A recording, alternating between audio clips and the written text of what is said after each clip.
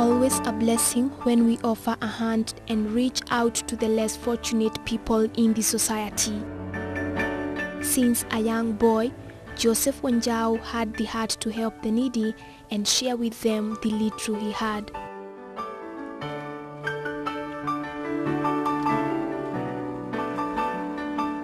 My name's Joseph Wanjau. I come from Makuyu, and I've been working tirelessly to see that the communities and mostly the orphans and also those people who are living with disabilities have formed this group called Hope Foundation for the orphans. And I'm trying to reach out to the community, those who have been hidden there, so that we can see how we can be of great help to them. He recalls how his passion started after he realized how something small can be of a blessing to another person. Kutoka ile time nilikuwa mdogo, I've seen people go through various problems. Maybe those time hatukuwa hata tuna viatu za kwenda shule, vitu kama hizo. There is this one day, I only had 20 bob za kununua credit that day.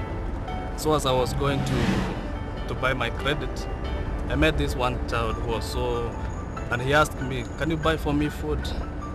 I just looked at the child and then I said, "Oh no, I only have 20 bob for credit."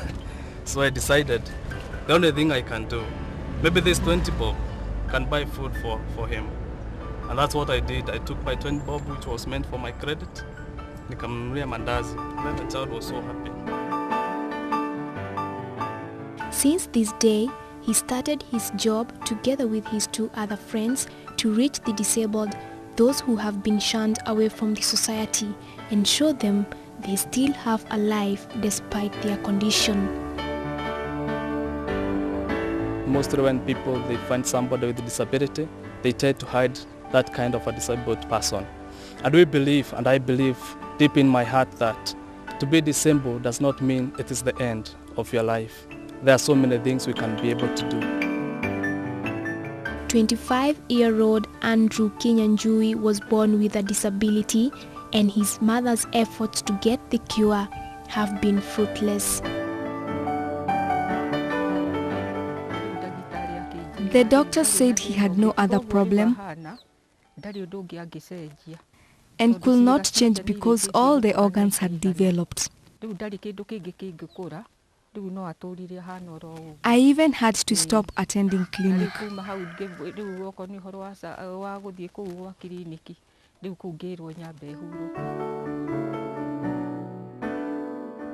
His son's condition has made her experience different difficulties, one of them being water, as the area is dry.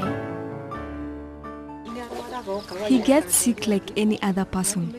Traveling to the hospital and getting money to buy medicine is always a challenge. Mostly I'm forced to stay at home to watch over him. She is, however, grateful to God that since Wanjau started visiting her house, she has seen a reason to carry on with life. The great help he has offered me is of water and food. My son cannot eat hard food, and I have to make sure he stays clean.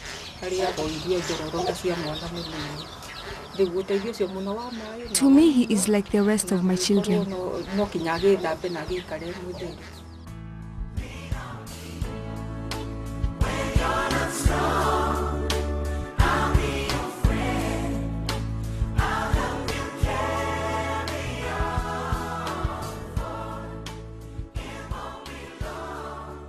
Unlike many who have not learned to accept their disabled family members, she is proud of her son and will always thank God for him.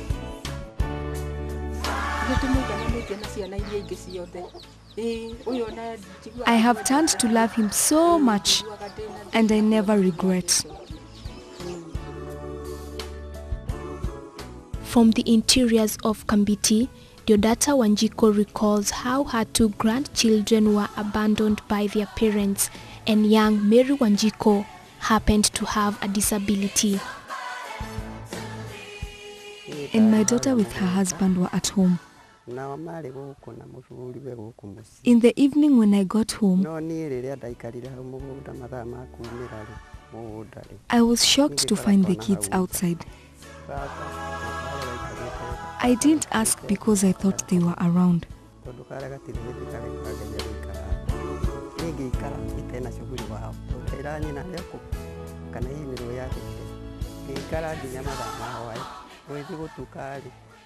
I waited till darkness fell and no one turned up. From then on, I took the burden to date.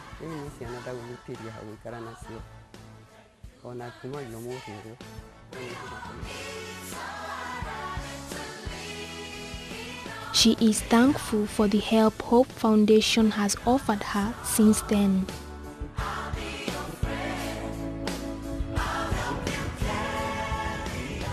Everything that we eat in this home, he has been providing.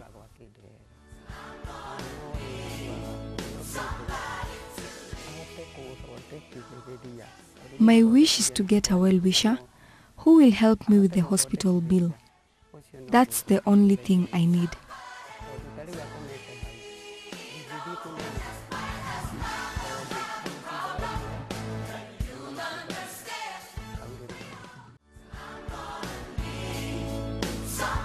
The going has not been easy for Wanjau.